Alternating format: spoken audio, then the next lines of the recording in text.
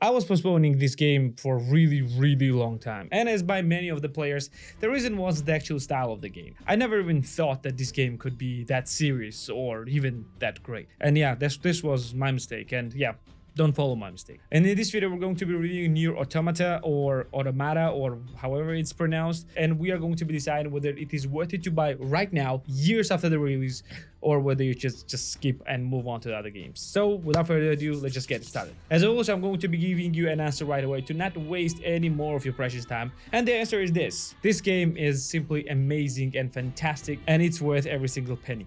But if you don't mind the style. So let's just break it down. So what is Nier Automata or however it's pronounced? Everyone is spelling this name differently, so whatever it is, just deal with it. I'm gonna spell it differently. It's just that. It's Automata. For me, it's Nier Automata. Is it actually an action-adventure slasher game by Platinum Games? The story of the game is happening like thousands of years in the future. The year is, I think, 10,000 something, and according to the story, Earth was attacked a few thousand years ago by aliens who used machines as their weapon of choice. And humans had no other choice to flee to the moon, and now they're using the army of androids to basically clean up the Earth of machines to return to Earth. And you are playing as one of those androids. You're playing as a female android named 2B. And 2B is the actual reason why many of the people are playing this game and why many others are not. And as you may have seen, it's incredibly sexualized character. And I'm going to be giving you answer that a lot of you will have right away. No, the sexual looks of 2B has literally nothing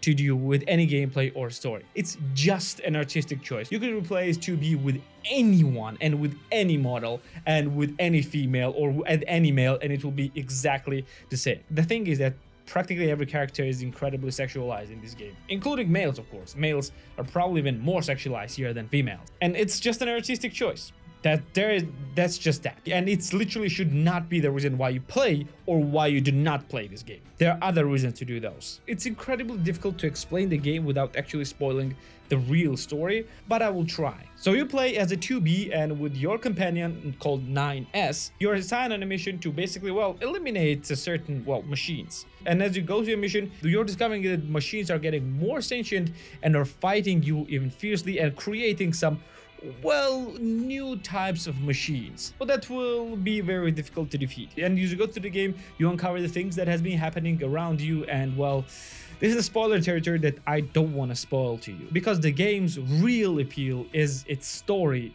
and its characters. And again, it's incredibly difficult to talk about this game without actually spoiling to you anything, but I'm gonna give you that. If you have watched any anime or Japanese animation films, whether it's series or just full-length films, and you loved any one of them because of the characters and story, you're gonna love this game. This game's story is insanely deep and insanely beautiful. Even though there is nothing extremely amazing that you have not seen in any of the sci-fi media, the game will still surprise you and will make you feel. It touches very human emotions, that it will touch your heart many times with sadness, with grief, with loss, and with regret. And it's insanely beautiful how this game portrays all of those feelings, even through the eyes of the machines. The game's story, looking like simple beat 'em up or shoot 'em up at first, just unfolds into something beautiful and very, well, humane. And this is the reason why this game has seen so much praise. This game has an incredible story, and again, if you have watched any anime and you loved it or even liked it, you're gonna enjoy this a lot. But without good gameplay, story is, well, can be tedious. So is the gameplay good? And yes, it's actually pretty great. If you have played any of the beat 'em ups or slashers in the past, like Devil May Cry or Bayonetta,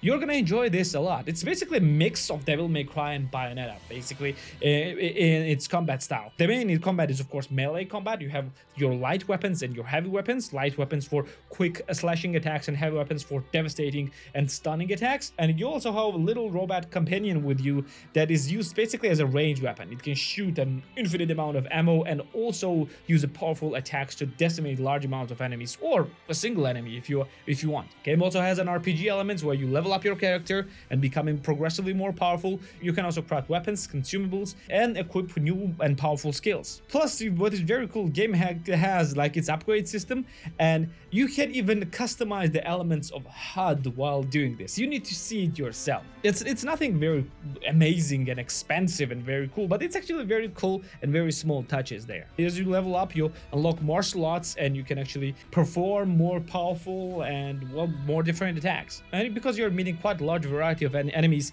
and quite different situations, the gameplay is not becoming boring, even though it's still taking the second stage to the story. Plus, you might also have seen the different types of gameplay. Like at one point you're just regular slasher, at second point you are using some kind of mecha and playing a twin stick shooter. On another point you are playing as a platformer from the side view. And yes, this game is actually changing up its gameplay quite often, even though the main gameplay is happening in a third person. The game is also happening in a pseudo open world, because when you're starting a mission you actually have quite a large region which you can explore freely, but you visit those same places pretty often. But because the story progresses and what you do actually matters a lot, the locations actually change quite significantly. Game also have a side quest to unlock more additional currencies and to unlock more additional weapons, etc, etc. Overall gameplay is pretty fun and interesting, even though it's nothing exceptional compared to, well, other slashers like Bayonetta or Devil May Cry. You have played any of those, this is exactly that. If you have not, well, what you see is exactly what you get. There is nothing insanely deep. It's just made to be fun and challenging enough for you to keep engaged. But still, story takes the first stage. And most amazing enough is that if you want to experience the full story, understand basically everything, you need to complete game few times. Plus, the game actually has a few different endings. But don't worry just yet. I hate when you need to complete the game few times in order to actually understand whatever the hell is happening in the game. But here it's done in a manner that it's not actually tedious, and it's actually pretty fun and interesting to go through the game again. Again, it's very difficult to say why it's that, because it's a very major story spoiler why you need to actually go through the game again. But yeah, it's been quite a few years, but still I don't want to spoil it for you. Just know that in order to experience the game fully, you need to go through the game a few times. And this transforms game into around 15 to 20 hour gameplay for one playthrough, and for 20 hours I mean like very slow playthrough.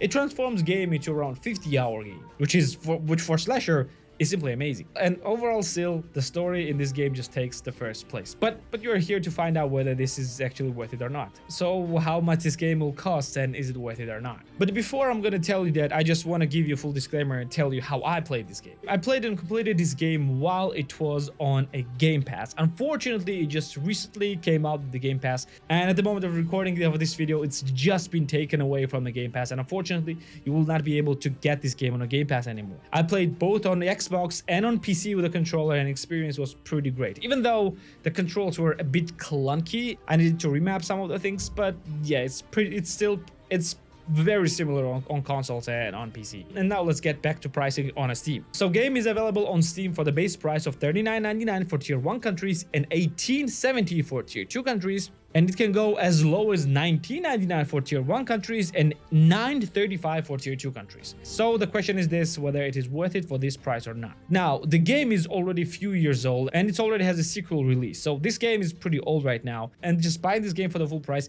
just makes no sense. Not that it doesn't deserve a full price, it just doesn't make any sense because the game is pretty old and you are guaranteed to find this game on pretty deep sales. I'm not gonna consider the full price as a must buy at this moment. So what about the discount? Is it worth it for $19.99 or for $9.35? And the answer is yes, absolutely. This game is absolutely worth every single penny, even for $19.99, because this game is simply amazing. This game will make you feel even if you are a heartless creature. The story is insanely beautiful and insanely branching, and revelations that you are gonna unlock will just rip your heart out, and you are going to experience some very shocking moments in the game that will really make you feel, and whatever you will feel, well, depends of course purely on you. And yes, this game is absolutely worth it for this price. If it will be available on Game Pass again, then this will not be just worth it, this will be just must play for everyone. But is it worth it for everyone? That's a question. Should you get this game no matter what? And the answer is, well, no. Despite this game being a almost literal masterpiece, the styling of the game and especially the menus of the game will not be for everyone. This is a Japanese game with all its flaws and advantages, and if you don't like playing Japanese games, well, you're not gonna enjoy this one as well, because it has both fluidity and clunk of the Japanese games. The UI can be a bit difficult to understand for the first time players if you have never played Japanese games, like for example other JRPGs or even Monster Hunter games. It will be pretty difficult for you to understand. Plus, if you don't enjoy any type of anime, and if you just literally do not like it while knowing what it is, then you might not enjoy this one as well. This is just a fact.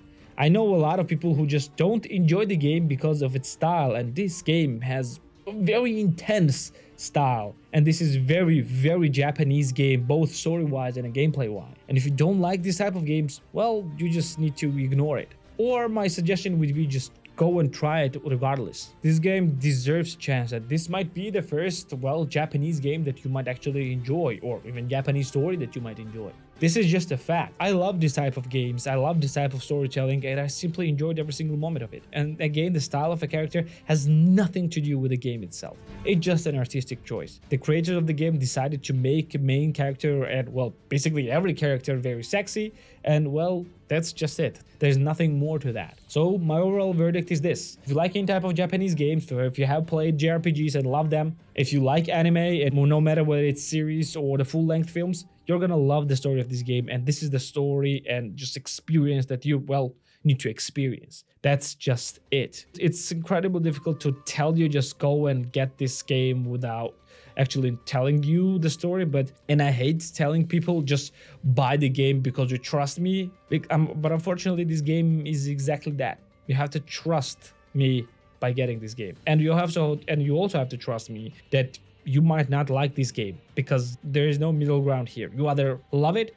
or you don't like it. There's no I like it or it was okay or it was meh or something like that. No, you either love it or you don't like it. That's just that. My overall verdict is this. This is one of the best Platinum games, and I hope that Platinum will continue creating these games like that and, well, not do any more failures.